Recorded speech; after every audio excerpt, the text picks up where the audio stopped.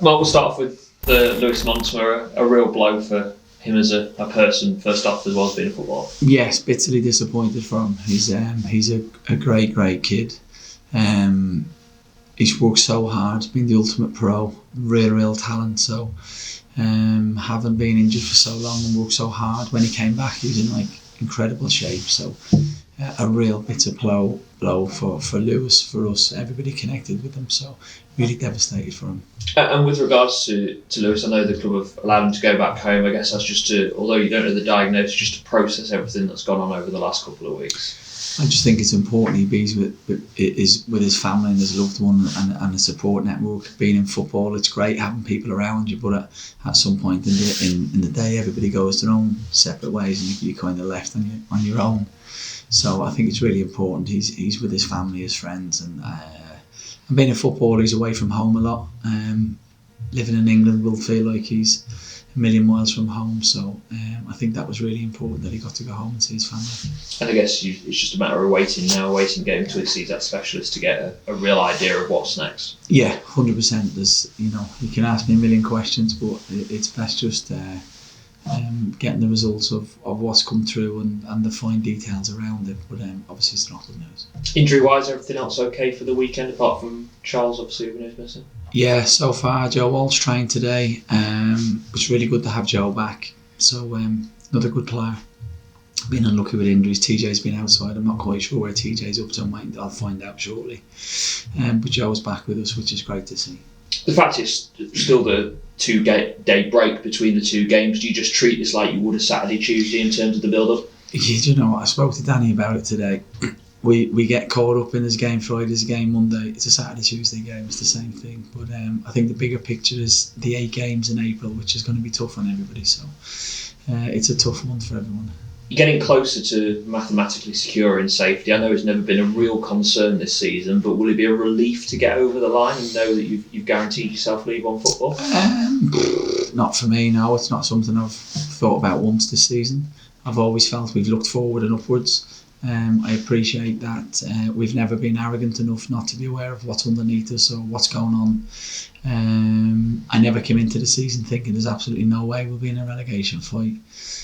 When I look at the squad, the club had last year was particularly strong and they were in a relegation fight for quite some time, so things happen. I remember when Forest went down with Brian Clough, everybody was saying they're too good to go down, and they went down. So we've never been got ahead of ourselves and stuff like that, but we just focus on each game, continue doing what we're doing, sticking to the process, and before you know it, it'll be at the end of the season.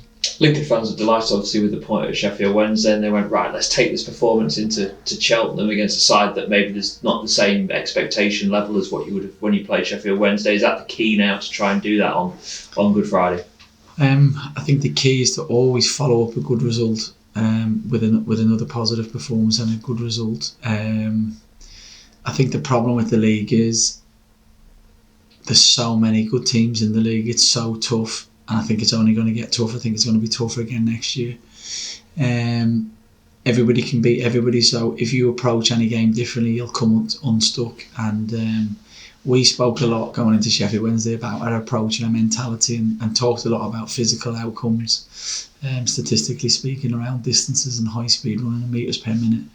And if we don't match them on Friday against Cheltenham, we'll come unstuck. It's impossible to do it over a 46 game period, but we've got to make sure we give it everything we've got, and hopefully with the players and a coach and the things we've worked on for 8-9 months now will come through.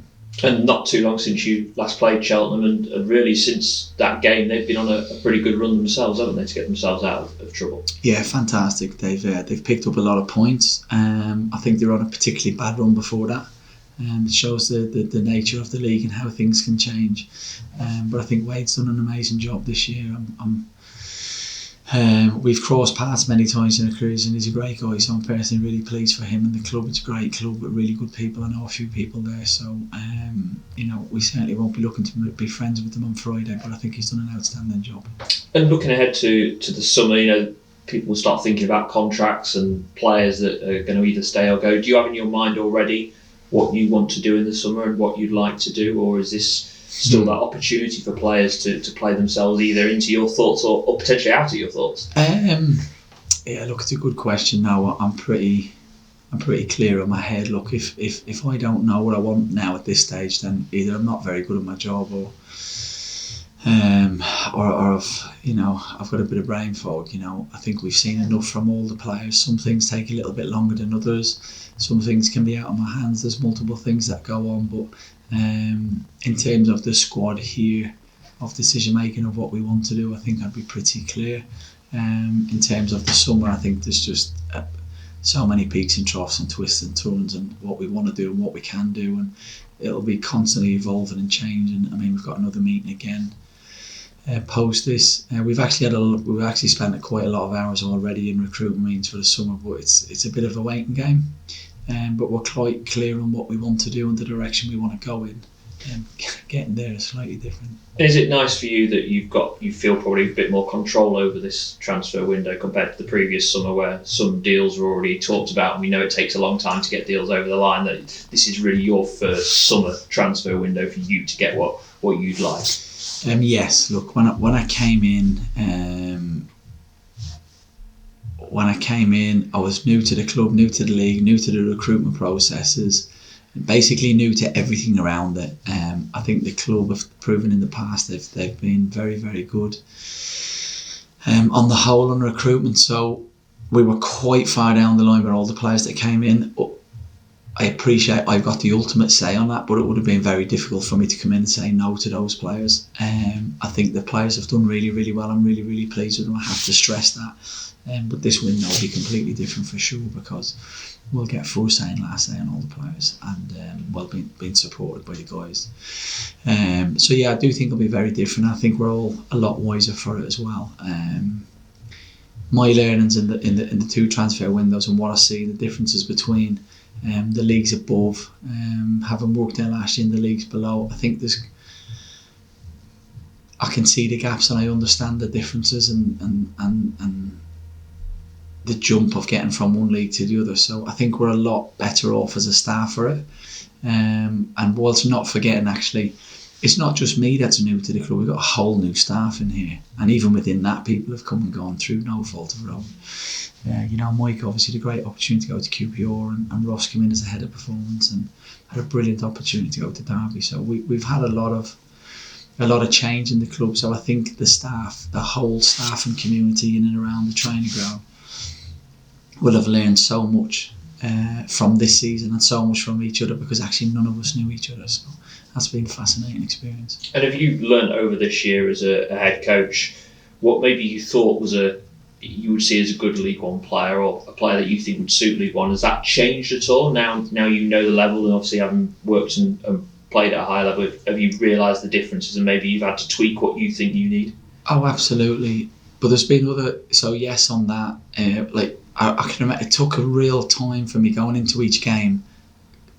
I say this carefully because I don't sound like clueless. I know exactly what I'm doing, but actually not knowing what's coming or what the standards like or what the game will look like. I even remember Fleetwood, which was quite a few games into the season. It was the early part of the season, thinking like, I wonder what today's got. I know what we want to do and how it should look, but what will it look like when Fleetwood come out and actually been in real control of the game? We ended up drawing in the end. Whereas I know going into Sheffield Wednesday what to expect. I remember going to Ipswich away, and my wife was at the game with the kids because we've got a lot of friends down there, and I was quite worried about my kids coming to the game because football's a very, very fickle world and people are so passionate and they can get lost in the emotion of the game. My kids are really young, and I was worried about them going to Ipswich, top of the league, on an incredible run. You could be on the end of a bad scoreline, and then actually as soon as the game starts, you feel like you're in total control of what you're doing and stuff like that, or feeling comfortable in your environment. And actually we had a good day, so definitely a lot wiser for that. My biggest learning actually is understanding what the league requires. So I think Adam Jackson's a great example. I mean, Adam's he's incredible in the air, keeps his game very, very simple, lacks a bit of mobility and pace, and I think he's an outstanding League One defender. So I've definitely learned a lot about what can actually look really, really good. I think Adam's a really good player, by the way. I think if I'd have came into the league at the start of the season, I don't know what. I suppose I'd be a bit critical if I was on the outside looking at myself. I probably might have looked at Adam and went, I want something different, and I would have got that completely wrong. So it was learning about the league, learning what players can do, the capabilities, how much you can stretch them, how much you can push them. And I think Adam's a brilliant example. I think he's an outstanding League One defender, and leagues give different things. Whereas, if you wanted to put Adam in the Premier League, I think he's got outstanding attributes as a defender. But perhaps you'd be looking at kind of other niche things you'd want that sometimes people don't have. So that's been a really good learning. What I thought looked good maybe doesn't look good, and what I thought maybe didn't look good is actually very, very, very good. So my understanding of the league is definitely a lot better.